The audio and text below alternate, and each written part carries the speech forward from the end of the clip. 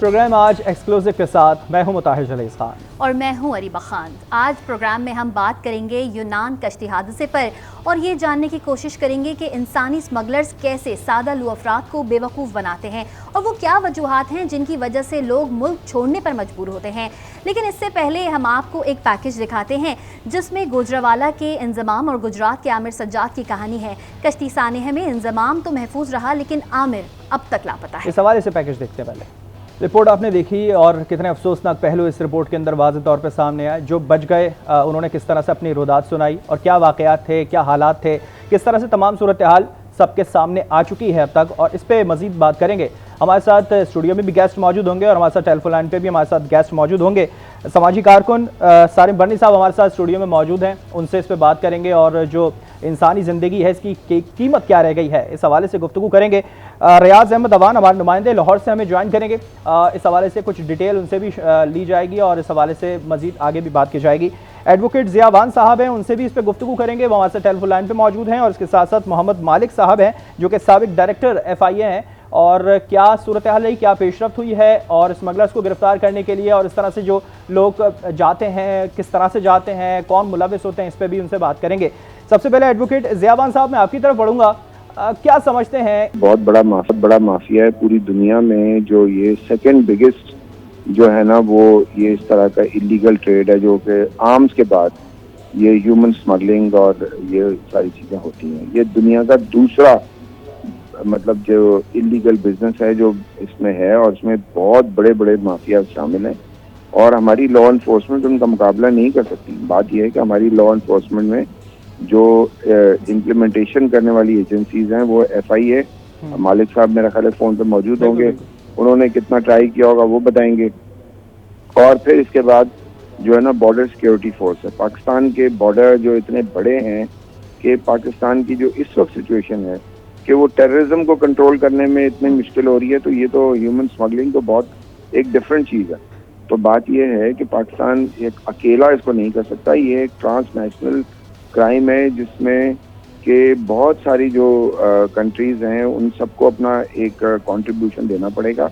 और उसमें जो सबसे ज़्यादा इम्पोर्टेंट है वो ये है कि पाकिस्तान का जो सिचुएशन है, पाकिस्तान जो है वो रिसीविंग कंट्री भी है, पाकिस्तान ट्रांजिट भी है और पाकिस्तान सेंडिंग कंट्री भी है। तो हमें तीनों हमारी पोजीशन से हमारी इस तरह सेंट्रली लोकेटेड एरिया है कि अफगानिस्तान से, ईरान से, बाकी मुल्कों से लोग यहाँ आते हैं, यहाँ से फिर आगे की तरफ जाते हैं। तो इसलिए वो जो रिसीविंग कंट्रीज हैं उनकी भी जिम्मेदारी है, ट्रांजिट कंट्रीज जो ट्रांजिट में ईरान भी है और टर्की भी है और बाकी कंट्रीज भी हैं, उनकी भी जिम्मेदारी है कि वो मिल के इसको सारा इस मीनस को खत्म करने की बात करें, क्योंकि बहुत सारे लोग पाकिस्तान कंट्रीज की जिम्मेदारी तो है, लेकिन जो अभी यूनान में जो हादसा पेश आया है ऐसा पहली बार नहीं हुआ, पहले भी ऐसे वाकयात पेश आते रहते हैं। और जो एजेंट्स इसमें मुलव्विस होते हैं, जो भी अफराद इसमें मुलव्विस होते हैं, हमारी आगाही के लिए बताते चलें कि कौन से आर्टिकल के तहत और कौन सी सज़ाओं का ऐसे अफराद के लिए कौन सी सज़ाएँ तयन की गई हैं?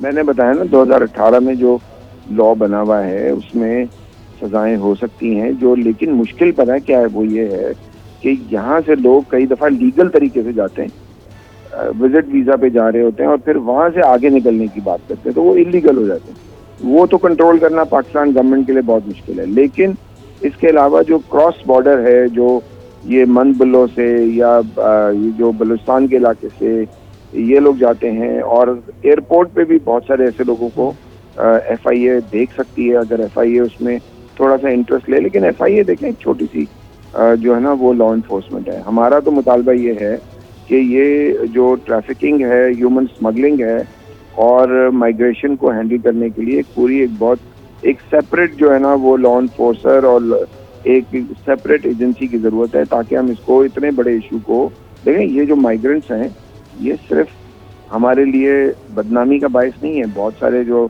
ओवरसीज पाकिस्तानीज जो जाते हैं पाकिस्तान से और वहाँ जॉब करते हैं, वहाँ से वो जो रेमिटेंसेस भेजते हैं वो पाकिस्तान के लिए फॉर्चून है कि भाई पाकिस्तान में रेमिटेंसेस आते हैं। आपको पता है बांग्लादेश में, श्रीलंका में, ये तो कंट्रीज डिपेंड ही उन पे कर रहे होते हैं कि भाई हमारे लोग बाहर जा रहे हैं, वहाँ से पैसे भेजेंगे तो वो फिर हमारे अकाउंट में आते हैं। यही आ जाती है कि वो पैसा भेजेंगे, वो पैसा आते हुए तो अच्छा लगता है, लेकिन जब यहाँ से जो लोग जा रहे होते हैं वो किस तरह से जा रहे होते हैं, वो शायद वो खुद और उनकी फैमिली ज्यादा अच्छे तरीके से आते हैं। जिया साहब मैं आपकी तरफ भी आऊँगा, मोहम्मद मालिक साहब हमारे साथ मौजूद हैं।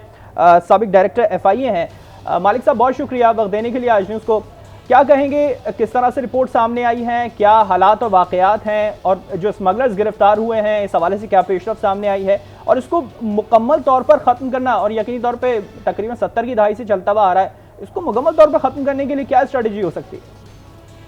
देखिए जनाब, एक तो रियली मिस्टर ज़िया जो है वो बहुत अरसे से इन मामलात को डील करते हैं, और हमने भी पूरी life from assistant director onward, मैं डायरेक्टर FIA सिंध तक इन चीज़ों को देखता रहा हूँ, और उन्होंने बहुत अच्छे तरीके से समराइज किया है। सबसे पहले तो बात यह है कि ये एक mafia all over the world है। It is an industry all over the world, और ये उस वक़्त तक ग्लोबली चलती रहेगी, और चल रही है जब से एक जगह से दूसरी जगह लोगों की ज़रूरत रहेगी।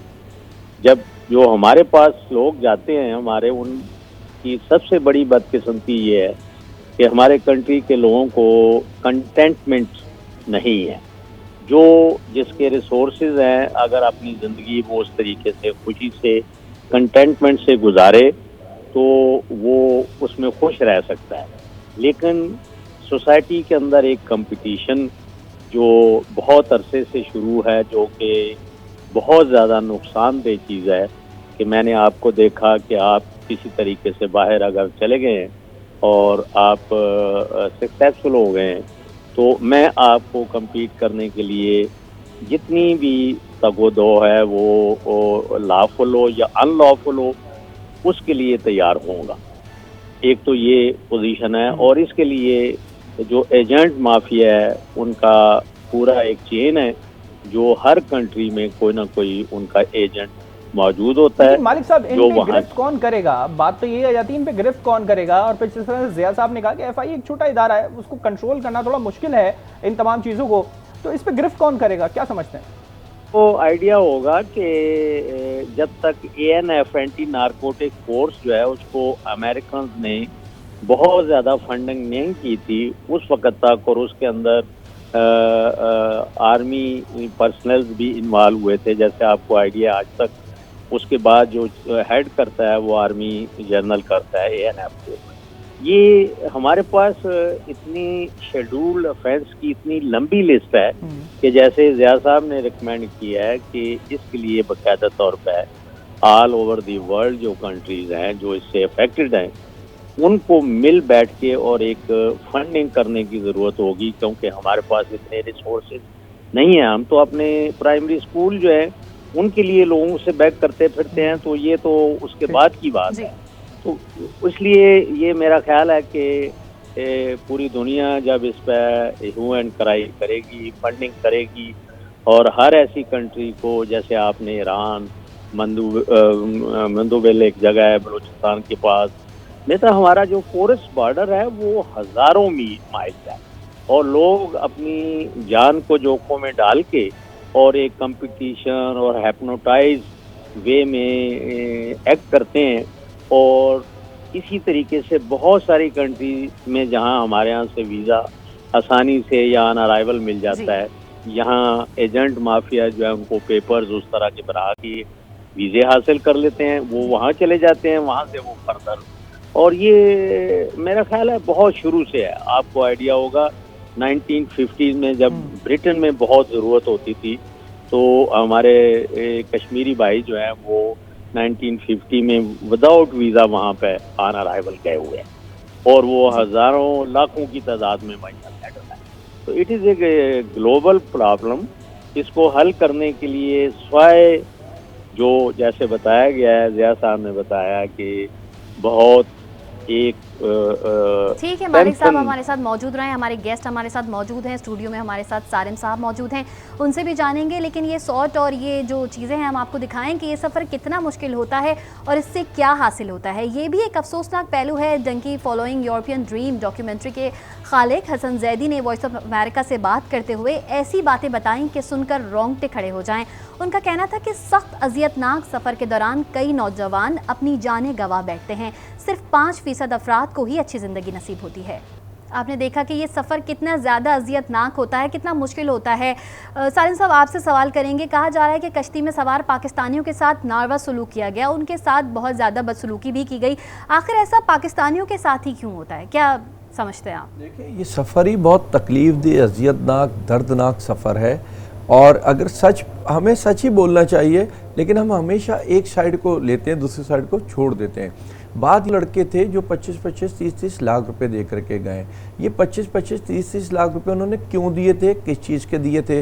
इन्हें ज़बरदस्ती तो कोई नहीं लेकर के गया। मैं कतई तौर पे ये नहीं कह रहा कि ये गलत थे और वो सही थे, ये भी पहले मैं कह दूँगा। हमारी जज्बाती लोग समझते हैं कि शायद मैं ऐसा कर, तो इन्हें ज़बरदस्ती कोई नहीं लेके गया। जंगल तक ये ज़बरदस्ती नहीं पहुँचते, पानी तक, कश्तियों तक ज़बरदस्ती नहीं पहुँचते। ये उनके साथ मिल करके सफ़र करते हैं। अगर ट्रक के नीचे कोई छुपा के लेके जा रहा है, टैंकर के अंदर कोई डाल के लेके जा रहा है, तो उनकी मर्ज़ी से जा रहा है ना। कोई शख्स अगर ये समझता है, हमें ये कहा था कि मैं वीज़े पे, पासपोर्ट पे, बायर तुम्हें लेके जाऊंगा, और एक स्टेशन के बाद, यानी फ़र्ज़ करें तुर्की ले गए या ग्रीस ले गए, उसके बाद वो दूसरा सफ़र करा रहे हैं, तो आप वहीं जो है ना खड़े हो जाएं, आप झगड़ा कर दें, आप शोर मचा दें, पुलिस कॉल कर दें, एम्बेसी आपको वहाँ पे हेल्प करेगी। खैर, ये तो एक चैप्टर है, एक बात है। दूसरी बात ये है कि एजेंट्स, देखें, मालिक साहब हमारे भाई हैं, बहुत अच्छी बात की उन्होंने, लेकिन मैं नहीं समझता इस बात को कि एएनएफ की तरफ फंडिंग हो जाएगी तो हमारी जो है ये एफआईए बहुत अच्छी हो जाएगी। एएनएफ कौन सी बहुत अच्छी हो गई है? एएनएफ कौन सा बहुत अच्छा काम कर रही है? या बड़े कोई हमारे मुल्क से या एक्सपोर्ट में जो है मंशात ख़त्म हो गई है? तो ये एएनएफ के भी पिछले दिनों एक वीडियो सोशल मीडिया पे बड़ी वायरल हुई थी, वो भी सबके सामने थी। बात ये है कि हमारे अपने अंदर ईमान को जगाने की ज़रूरत है। ये लोग भी वो हैं जिन, मालिक साहब ने बोला ना, हवेस, लालच, अब ये अल्फाज में ये कह रहा हूँ, आप इसको भले दूसरे अल्फाजों में ले लें, अपने ईमान को कैसे जगाएंगे जब देखिए जगाना पड़ेगा। नहीं होगी, नहीं सर, नहीं मारे, नहीं सर, मैं रोजगार नहीं होगा उनके पास, तो सर माजरत के साथ मैं इस बात को नहीं मानता। सर मैं इस बात को नहीं, देखिए बिल्कुल बाहर जाना चाहिए, बिल्कुल जाना चाहिए, लीगल वे से जाए ना। अगर 25-30, और अगर आप पढ़े लिखे हो, आप एडमिशन लेके चले जाएं। देखिए, जाने का अंदाज तो अच्छा बना लें, वहां जाके स्लिप हो जाएं आप। अक्सर बच्चे यहाँ होते हैं जो एडमिशन लेते हैं अमेरिका में, यूके में, मुख्तलिफ ममालिक में, एडमिशन लेके जा करके वहाँ पढ़ते पढ़ाते नहीं है, 2-4 महीने 6 महीने अपनी सेटिंगें बना के स्लिप हो जाते हैं, या फिर आगे कोई लीगल का रास्ता ढूंढ लेते हैं। तो कोई ऐसा रास्ता इससे। अच्छा सारिन साहब, मैं मुदाखलत करूंगी इसमें मुझे ये, मैं आपसे ये कहना चाहूँगी कि जो आपने बात की ना कि एडमिशन्स लेके जाना, वो भी काफ़ी सारे टेस्ट होते हैं जिसके बेसिस पे फिर आगे हमारा वीज़ा लगता है, हम जाते हैं। लेकिन काफ़ी सारी चीज़ें इस चीज़ में भी हमारे, क्यों मुल्क में हमारी चीज़ें ही नहीं हैं, जॉब्स नहीं हैं, क्योंकि स्किल्स पे वो जो टेस्ट होते हैं वो स्किल्स बेस्ड टेस्ट होते हैं, या आपकी जो पढ़ाई के हवाले से। लेकिन बहुत सारे लोग तो हमारी, क्योंकि एजुकेशन सिस्टम ऐसा है, हर बंदा एजुकेटेड नहीं है यहाँ पे, उन लोगों को रोज़गार फराहम यहाँ पे भी नहीं है, इसलिए वो वहाँ जाना चाहते हैं। अब जो उनका बेसिक टेस्ट है वो क्लियर नहीं कर पाते क्योंकि एजुकेशन नहीं है, तो इस तरह से वो ये रास्ता अपनाते हैं कि वो एक इस तरीके से वो गैर मुल्क चले जाएँ। तो यहाँ पे भी तो हमारे अपने ही मुल्क जो है वो सामने आ रहा है ना, कि हम अपने मुल्क में क्या कर रहे हैं, क्यों नहीं है यहाँ पे जाना या स्किल पे नहीं जाना एक अलग चीज़ है। एजुकेशन के लिए कोई ममानियत नहीं है, उन्हें भी एक लालच होती है उन ममालिक को, वो चाहे दुनिया के यानी ताकतवर ममालिक, अमेरिका की बात कर ले, उन्हें भी एक लालच होती है कि जी 200, 500, 1000 स्टूडेंट्स आ रहे हैं तो हमारे पास करोड़ों डॉलर की आमदनी आएगी साल की, तो वो एडमिशन देते हैं, वो आने देते हैं, ईजी एक्सेस देते हैं। हाँ, कोई वैसे वीज़ा लेने जाए तो वो वीज़ा नहीं देते नॉर्मली। इसमें सबको मिलकर काम करने की जरूरत है। मैं ये कतई तौर पे ये भी नहीं कह रहा कि आप मैं आपको बताता हूं, जरूरत आप क्या समझते हैं? जी बिल्कुल करने की हुकूमती सतह पे क्या स्टेप्स हो सकते हैं? हुकूमती सतह पे हुकूमत को चाहिए कि बैरून ममालिक से बातचीत करे, जो स्किल वाले लोग हैं हमारे, या जो छोटी मोटी एजुकेशन वाले हैं, उनको वहां ले जाके एडजस्ट करे। आप चाहे किसी के घर में नौकर की हैसियत से चले जाए, ड्राइवर की हैसियत से चले जाए, हमारी गवर्नमेंट लेवल पे ये काम होने चाहिए। अगर इसके लिए एजेंट्स कह लें या ट्रैवल एजेंट्स कह लें, आप मुकर्रर भी करते हैं, तो उसके बाद अख्तियार गवर्नमेंट के पास होना चाहिए। जो एग्रीमेंट होता है वो गवर्नमेंट के अंदर होना चाहिए। आखिरी सवाल आपसे करूंगा, उसके बाद फिर हम जिया साहब के पास जाएंगे। आखिरी सवाल ये कि जिस तरह से अभी आपने जिक्र लगाया हुकूमती सतह पे, अब चाइल्ड लेबर बैन है, सिर्फ पाकिस्तानी नहीं, बाहर भी। एक 14 साल का लड़का, कल हमने उस पर भी कवरेज दी है कि 14 साल का लड़का वो भी जा रहा था, उसमें खवातीन भी थी उसके अंदर और छोटे बच्चे भी थे वहां पर, तो वो कैसे फिर लीगल प्रोसेस से बाहर जा सकेंगे? ये चीजें हमारे मुल्क में होनी क्यों नहीं है? मेरे भाई, यही तो मैं बात कह, जाना जो जा सकता है, जिसके रास्ते हमवार है वो जाए। हर कोई असल लालच, देखे बात वही आती है घूम फिर करके कि हमारे अपने अंदर हविस बहुत ज़्यादा बढ़ गई है, हम हविस में आ गए बहुत ज़्यादा। बेशक इधर नौकरियां नहीं हैं, इधर परेशानियां हैं, बहुत सारे मसाइल हैं हमारे पास, ऐसा नहीं। देखे मैं चले सबको छोड़ता हूँ, मैं अपनी बात करता हूँ, मुझे तो 2 मिनट लगने यहाँ से जाने में, पूरी फैमिली मेरी बाहर सेटल हो सकती है और बड़ी अच्छी दुनिया है वहाँ की, बड़ा अच्छा निज़ाम है वहाँ का, सब कुछ बहुत अच्छा है। लेकिन क्या मैं चला गया? मैं नहीं किया ना, मेरा दिल नहीं मानता, मैं अपने मुल्क में रहना चाहता हूँ, जीना चाहता हूँ। मगर आप जो लोग यहाँ से जा रहे हैं 25-30 लाख रुपए दे करके, चले फ्री में तो कोई सफर करा रहा हो, इतना हालात का तो बंदा रिस्क ले ले। हालात जवाब देंगे तो आप फिर वो लीगल प्रोसेस अपनाएंगे, नहीं तो फिर जिस तरह से लोग गए हैं अपने घर जमीन जेवर बेच के, वो इसी तरह फिर पाकिस्तान से बाहर जाके रोजगार कमाएंगे। मैं मालिक साहब की तरफ जाऊंगा, डायरेक्टर, साबिक डायरेक्टर FI हैं। मालिक साहब, मैं आपसे जानना चाहूंगा, एक तो ये कि जो रूट है वो डायरेक्टर FIA के मुताबिक ये है कि जो रूट है वो पता चल चुके हैं कि कहाँ से जाते हैं, बरास्ता दुबई, लीबिया और फिर इटली जाया जाता है। ये तमाम चीज़ें मालूम होने के बाद इस पर गिरफ्त क्यों नहीं होती है, पकड़ क्यों नहीं होती है, यहाँ पे मॉनिटरिंग क्यों नहीं होती है, और जो ह्यूमन ट्रैफिकिंग है ये सेल किस तरह से काम कर रहा है, इसको किस तरह से मॉनिटर कर रहा है FIA? जैसे कि मैंने पहले अर्ज किया कि रिसोर्सेज नहीं है FIA के पास। ये चीज़ जब बहुत ज़्यादा हाईलाइट कुछ अर्सा पहले हुई थी तो कुछ स्पेशल इसी काम के लिए मुख्तलिफ जगहों पे FIA के ऑफिस जो हैं वो ओपन किए गए थे, वहाँ अच्छे अफसरान पोस्ट भी किए गए हैं। लेकिन रिसोर्सेज की वजह से और ये जो लोगों की एक इंतहा है उनकी अपनी एक इलीगलिटी की, कि अपनी जान को जोखों में डाल के कुछ भी हो हमने, तो ये जो क्रिमिनल एलिमेंट है ना, ये तो आपको पता है ना कि जब तक आपके अंदर खुद आपका ज़मीर ठीक नहीं होगा, जैसे एक नॉर्वे कंट्री है, हर आदमी सोचता है कि मैं अपने रिसोर्सेज के मुताबिक जो है दूसरे को देखूं, मैं एक अच्छी ज़िंदगी गुजारूं, सब लोगों के लिए अच्छे मौके पैदा करूं। वो अनफॉर्चुनेटली हमारे यहाँ वो माहौल बन नहीं सका। 75 साल में भी हम दिन ब दिन जिस तरीके से हम लॉ अबाइडिंग जिस तरह हम हैं वो हम आप सब समझते हैं। इसको सिर्फ और सिर्फ एक ही तरीका है जो मैंने आपको बताया, कर्टेल करने का, और ये कर्टेल हुआ भी है। अगर आप कुछ अर्सा पहले देखें तो डिपोर्टीज की जो तादाद थी वो रोजाना तकरीबन 250 होती थी कराची एयरपोर्ट के ऊपर। आज वो 250 नहीं है, हजारों की तादाद में लोग यहाँ से उम्रे के लिए जाते हैं और वो वहाँ पे जाके स्लिप हो जाते हैं। तो असल में अवेयरनेस और लोगों को मौके उस तरह के पैदा करके देना जो कि उनको वहाँ अवेलेबल है, वो हुकूमत की। लेकिन और हमारी इतना कुछ हो रहा है तो क्या हुकूमत इससे अनजान है, इदारे इससे अनजान है? मतलब इतने सारे लोग तारकीन वतन यहाँ से चले जाते हैं, किसी को पता नहीं चलता, या तो वो अनजान है या फिर खुद इस चीज़ को होने दिया जा रहा है, क्या समझते हैं? नहीं, अवेयर हैं, बिल्कुल अवेयर हैं, हमेशा अवेयर होते हैं, लेकिन रिसोर्सेज के मुताबिक और ख़ास तौर पर ये जो एक हैंड इन ग्लव्स जो है ना, वो एक बहुत बड़ा प्रॉब्लम है कि जब क्रिमिनल और जो क्राइम करने वाला और एजेंसी मींस माफिया जो है वो उनके साथ मिल के दोनों एक साथ कोशिश करते हैं और वो कामयाब हो जाते हैं वहाँ तक पहुँचने में। इसमें डॉक्यूमेंटेशन और जो मुख्तलिफ रूल्स हैं, जैसे ईरान जाना हमारे लिए कोई इलीगल नहीं है। ईरान का वीज़ा लगवाएं, आप ज़ियारतों का वीज़ा लगवाएं, वहाँ से आगे जाके आपको एजेंट जो है उसका जो वहाँ काउंटर पार्ट है वो आपको दूसरी जगह ले जाएगा। तो एक जो बात सारम साहब ने कही है कि हमें ठीक होने की भी ज़रूरत है।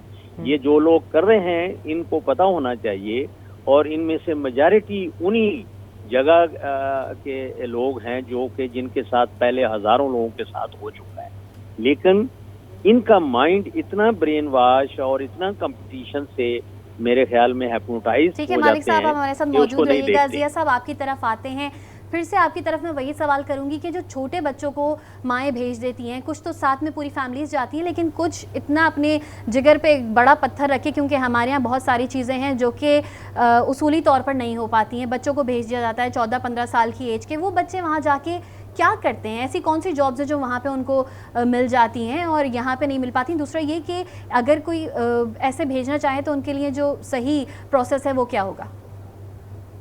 देखें, ये मल्टीपल इश्यूज हैं और इसको आप सिर्फ एक एंगल से नहीं देख सकते। ये इसमें ज़्यादातर लोग जो आपने देखा है कि वो कहाँ कहाँ से उनका ताल्लुक है, तो मेजॉरिटी लोगों का ताल्लुक आज़ाद कश्मीर, गुजरांवाला और गुजरात और रावलपिंडी और मंडी भाउदीन से। आपको पता है ये चंद ऐसे इलाके हैं कि जहाँ पे बच्चा जब पैदा होता है तो ये उस फैमिली का प्राइड होता है कि इसने जाना है यूरोप, और यूरोप में इनकी सारे लिंक्स मौजूद हैं, बहुत सारे रिश्तेदार होते हैं जो वहाँ गए होते हैं, तो वो इनको गाइड कर रहे होते हैं कि किस तरीके से वो निकलें और क्या करें। इतनी बड़ी तादाद में पाकिस्तानियों का हलाक होना बहुत अफसोसनाक है। लेकिन मेरे लिए जो सबसे बड़ी शॉकिंग न्यूज़ है वो ये है कि इतनी बड़ी तादाद में बच्चे और औरतें भी इसमें शामिल थे, और अभी तक वो अकाउंट हमारे सामने नहीं आया कि वो बच्चे और औरतें ज़्यादातर कौन से मुल्क से थे, किन के साथ थे। क्योंकि जो ओवरऑल खबरें आ रही हैं जिसमें यूनान की गवर्नमेंट भी इसमें जो उनकी कोस्ट गार्ड है वो इसमें इन्वॉल्व है, और उन्होंने बहुत बुरा किया। क्योंकि ये सवालात बनते हैं कि क्या यूनान की गवर्नमेंट, वहाँ के कोस्ट गार्ड्स इस चीज़ के अंदर मुलविस हैं, और ये तमाम पहलू ऐसे हैं जिस पे हुकूमत को भी मज़ीद इक़दाम करने की ज़्यादा ज़रूरत है। सिर्फ मॉनिटरिंग सेल या दीगर चीज़ें बना के और इस पर सिर्फ एक रिपोर्ट अपने लिए ले लेना वही यहाँ तक नहीं रोकती है, इसके आगे जाके मज़ीद कार्रवाइयाँ करने की ज़्यादा ज़रूरत है। अभी वक्त हुआ एक ब्रेक का, हमारे साथ रहिए।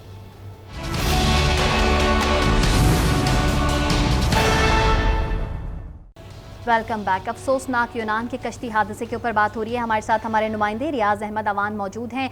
ये एजेंट्स वही हैं जो फरवरी में जिसमें एक कश्ती डूबी थी जिसमें 14 पाकिस्तानी जाँ बहक हुए थे, और ये इनके नाम भी कुछ जाने पहचाने हैं। FIA इनको जानती है। आसफ सनियारा जो इनका सरगना है, इसके साथ फैसल है, ये लीबिया में होते हैं दोनों। अच्छा, आसफ सनियारे का भाई है सलीम सनियारा, वो इधर लाहौर में काम करता है, और उसके साथ इमरान टोनी है, ये भी लाहौर में काम करता है। इनका एक साथी उमर है जो गुजरांवाला में काम करता है। आसफ सनियारे के 2 भाई हैं, वो लीबिया और दुबई दोनों में काम करते हैं। अच्छा, ये क्या करते क्या हैं, यहाँ से ये बंदे इकट्ठे करते हैं जो एजेंट इनके दीगर हैं, वो यहाँ से कराची लेकर जाते हैं, क्योंकि कराची में ज़रा किराया भी कम है, तो वहाँ पर चेकिंग का मेयार भी ज़रा FIA ज़रा का बहुत कम, इतना अच्छा नहीं है। तो वहाँ से ये फिर जाते हैं दुबई यहाँ ठहरते हैं, और वहाँ से फिर लीबिया जाते हैं। अच्छा, अब पिछले 6 माह के दौरान अगर देखा जाए तो तकरीबन 2053 अफराद लीबिया गए हैं, और 2053 अफराद लीबिया गए हैं और मोस्टली कराची से ही गए हैं। और अब तक जो FIA ने जो लोग पकड़े हैं, जो इंसानी स्मगलर पकड़े हैं, उनकी तादाद अब 19 हो चुकी है। 54 मुकदमात दर्ज हैं। 167 फैमिलीज़ ने DNA टेस्ट के जो सैंपल्स हैं वो दिए हैं। अब मुझे देखना सबसे बड़ी बात ये है के हवाले से एक सवाल करना चाहूँगा। इनको गिरफ्तार तो कर लिया, अब गिरफ्तारी के बाद होगा क्या, इनके खिलाफ सज़ा क्या होगी, और ये अगर वापस बाहर अगर निकलते हैं अपनी सज़ा काट के, तो फिर इनको मॉनिटर कैसे किया जाएगा? अच्छा, इसके साथ साथ ये भी बताइएगा कि इतनी इन्फॉर्मेशन तो फिर इनके पास भी, मुताल्लिका हुकाम के पास भी ज़रूर होगी, तो फिर कार्रवाई क्यों नहीं होती है इनके खिलाफ? अब तक इतना जब कुछ मालूम है तो फिर अब तक उनको गिरफ्तार क्यों नहीं किया गया है? बिल्कुल, आपका सवाल बिल्कुल बजाय, और हर पाकिस्तानी का यही सवाल है। अच्छा, ये जो लोग हैं जिनके नाम मैंने लिए हैं, इन 7 में से एक भी अभी गिरफ्तार नहीं हुआ, और ये ज़्यादातर लोग बाहर हैं। अच्छा, आगे आ जाते हैं कि इनके नाम, इनके पास इन्फॉर्मेशन को गिरफ्तार क्यों नहीं किया जाता। अब मैं आपको एक छोटे सी मिसाल देता हूँ कि अभी FIA की टीम इनके एक किसी बंदे के खिलाफ जो है वो रेड करने के लिए निकली, तो साथ ही उनको जब ऑफिस से बाहर निकली तो एक फ़ोन आया कि इन पे हाथ हौला रखना। आप ये देखें इनका असर रसूख क्या है। और अगर आप दूसरी तरफ आ जाएं कि इन लोगों के नाम होने के बावजूद अभी तक गिरफ्तार नहीं हुई, और इनको सज़ा क्यों नहीं हुई?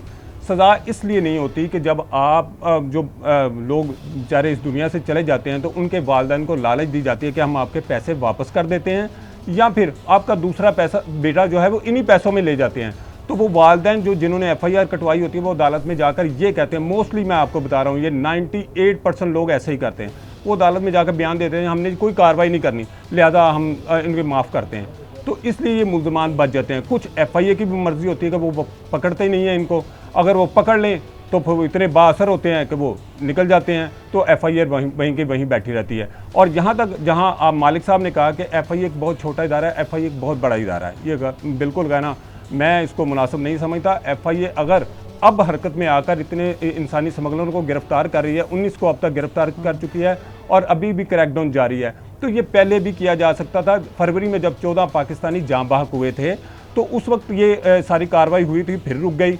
अब फिर पाकिस्तानी, अभी इनका एग्जैक्ट फिगर नहीं है, कोई 310 कह रहा है, कोई 209 कह रहा है। अभी एग्जैक्ट फिगर अभी तक इस महकमे के पास, आप इतनी नालायकी देखें कि इस महकमे FIA के पास अभी तक ये फिगर नहीं आ सके कि कितने पाकिस्तानी उस कश्ती में सवार थे और कितने अभी तक जाँ बहक हुए हैं। इनको सिर्फ इतना ही पता है कि जो 12 जिंदा बचे हैं उनकी 10 फैमिली से इन्होंने रब्ता किया है और 10 फैमिलीज़ ने आगे FIR कटवाई है। अब मजीद FIR भी नहीं हो रही। हाँ, जिन जिन को पकड़ा जा रहा है उनको वो उनके खिलाफ FIR कर रहे हैं। ये सारा कुछ देखने के बावजूद, इसके बावजूद FIA जो है वो हरकत में नहीं आती और कोई ना कोई हादसे का इंतजार किया जाता है। ठीक है रियाज, आप जो हमारे लोग साथ मौजूद रहिएगा। सारिम बन्नी साहब हमारे साथ मौजूद हैं। सारिम साहब, गुफ्तगू आपने सुनी हमारे नुमाइंदे रियाज अहमद की, किस तरह से एक फ़ोन आता है और कहा जाता है कि हाथ हौला रखें, बासर शख्सियत कौन हो सकते हैं, किस तरह से काम हो सकता है, ये सब देखा आपने। और फिर जिस तरह से तमाम चीज़ें चल रही हैं, एक किसी की सरपरस्ती में ही चल रही होंगी, फिर किस तरह से देख रहे हैं इसको आप? देखिए, बहुत बड़े बड़े सियासतदानों के भी नाम है, लेने को मैं अभी भी ले दूँ, कोई नहीं है, सिर्फ अपनी ज़बान ही ख़राब करनी है। क्यों? क्योंकि उनके खिलाफ कार्रवाई नहीं होनी। जिस दिन कार्रवाई होनी होगी तो शायद मैं तो लाइन में बहुत पीछे खड़ा हूँगा, उससे पहले बहुत सारे लोग होंगे नाम देने वाले कि कौन कौन क्या क्या कर रहा है। लेकिन अफसोस ये है कि ये सब कुछ आम सी बात है। FIA, सही कह रहे हैं रियाज साहब कि मालिक साहब ने जो कहा, छोटा FIA बहुत बड़ा इदारा है, वसाइल उसके सिफर हैं। वसाइल में अगर कहा है तो बिल्कुल सही कहा है, लेकिन अगर आप उसको वसाइल दें तो बेहतर है। क्योंकि कोई भी अफसर कितना ही अच्छा, मालिक साहब को मैं पर्सनली जानता हूँ, बहुत अच्छे अफसर रहे, बहुत अच्छा टाइम गुजारा इन्होंने, लेकिन वसाइल ना होने की वजह से इनके 10 जगह हाथ बन जाते होंगे। तो वसाइल दें। जब वसाइल नहीं देंगे तो अफसर क्या करता है, वो खुद उनका पार्टनर बन जाता है कि ठीक है भाई, जब मिलने ही कुछ नहीं है तो तुम ही ला के खर्चा पानी मुझे देते रहो। तो ये सारी चीज़ें हमें दूर करनी होंगी। जैसे 14 साल के बच्चे का आपने कहा था कि 14 साल का बच्चा भी चला गया, मैं इस बात को मुकम्मल इसलिए कर रहा हूँ ताकि पता हो। देखिए, ये बीमारी की तरह मौजूद है हमारे माशरे में। आज़ाद कश्मीर साइड, पूरा पंजाब, KPK पूरा, ये उधर बीमारी है। सबसे ज़्यादा बदतरीन हालात अगर बेरोज़गारी के आप देखें, सूबे के कहें, हर लिहाज से अगर देखें तो सिंध और बलूचिस्तान के। लेकिन यहाँ के लोग इतने नहीं होते जितने वहाँ के। जो 14 साल का बच्चा है वो अकेला नहीं गया होगा, उसके घर वालों ने उसको नहीं भेजा, वो कोई ना कोई बाहर बैठा होगा जिसकी उसमें गया है। बच्चे को भेज देना कहाँ की अक्लमंदी? नहीं है, वालिदैन के खिलाफ भी कोई कार्रवाई हो सकती है क्या? अच्छा, एक और सवाल ये है कि जैसा कि हमें हमारे नुमाइंदे ने भी बताया कि गिरफ्तारी अमल में आ जाती है, लेकिन फिर माँ बाप खुद ही जाके बयान दे देते हैं कि जी नहीं, क्योंकि उनके ऊपर दबाव आ जाता है, या फिर कहा जाता है जिनको एजेंट्स को गिरफ्तार करने के बाद के हाथ हौला रखें। तो इसको कैसे देखते हैं? बिल्कुल ऐसा सही कहा। मुझे खुशी हो रही है आपके रिपोर्टर को सुन करके, कोई तो सच बोलता है। लेकिन बात यह है कि वालिदैन अगर जाके मना करते हैं तो वो कत्ल माफ़ कर सकते हैं, वो इस जुर्म को नहीं माफ़ कर सकते। इंसानी स्मगलिंग घिनौना फेल है, बहुत सख्त कवानीन है। लेकिन हमारे अफसोस पता है आपको क्या है, कानून बने हुए, जैसे जिया भाई ने कहा था, बिल्कुल बने, एक से एक कानून बने, अमल कहाँ है? सब किताबों के अंदर बंद करके रखें। ना किसी अमल करने वाले को पता है, ना किसी मुजरिम को पता है, सब बस पैसे का खेल चलता है। जिस जगह जाके खड़े हो जाए, हर आदमी माथे पे लिख के बैठा है बराए फरोख्त, वो जाके ख़रीदता है और मामलात को ख़त्म कर देता है। तो हमें अपने अंदर ईमान जगाने की ज़रूरत है और इस दीवानगी को ख़त्म करने की ज़रूरत है कि हम किसी भी सूरत, किसी भी उस पर बाहर चले जाएं किसी ना किसी तरीके से। ये बीमारी है और इस बीमारी को ख़त्म करने के लिए हमको खुद को ही सही करना पड़ेगा। सारिम बन्नी साहब, बहुत शुक्रिया आपने न्यूज़ को और इस अहम इशू के ऊपर आपने गुफ्तगू की। रियाज अहमद हमारे साथ मौजूद थे, उन्होंने डिटेल से आगाह किया। एडवोकेट ज़िया अवान और मोहम्मद मालिक साहब जो कि साबिक डायरेक्टर FIA हैं, उन्होंने भी इस हवाले से तमाम चीज़ों को हमारे सामने रखा और आवाम के सामने रखा कि क्या मामला हैं और क्या चल रहे हैं। यूनान कश्ती हादसे को तकरीबन 7-8 रोज़ गुजर चुके हैं, मगर अभी तक कोई वाज़ेह बात सामने नहीं आ सकी है। जिस तरह से रियाज ने बताया कि जो नाअहली है FIA की, वो भी वाज़ेह तौर पे सामने आ चुकी है और तकरीबन अभी भी सर्च का अमल जारी है। आज एक्सक्लूसिव फिल वक्त इतना ही, हमें दीजिए इजाज़त। अल्लाह हाफ़िज़।